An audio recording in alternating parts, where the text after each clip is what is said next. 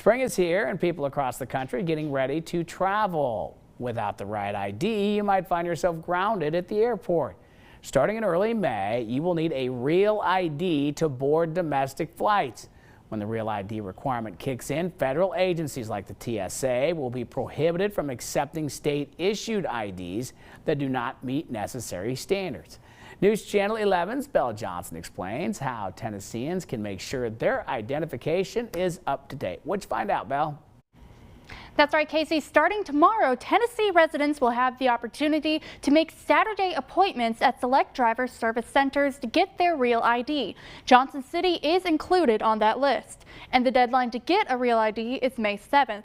Although you may think you have plenty of time, some say it is best to get your real ID as soon as possible.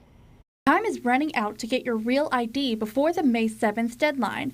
Unlike a regular driver's license, Real ID includes higher verification standards which adheres with security measures at a federal level. Charmaine McNeely, the Deputy Director of Communications at Tennessee DHS, says this is to help take some of the pressure off of urban driver service centers. We've seen an increase in volume ahead of this Real ID implementation date on May 7th. Especially at some of our urban driver services centers. To help alleviate that, we've added Saturday hours at 14 driver services stations across the state.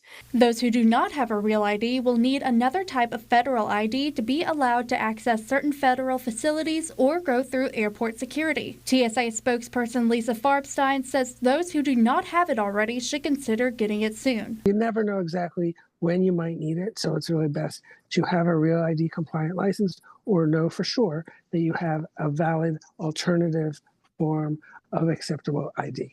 In order to receive a real ID in Tennessee, residents must bring proof of U.S. citizenship, proof of social security number, and 2 proofs of Tennessee residency, which can be from a current utility bill, paycheck, or an insurance policy.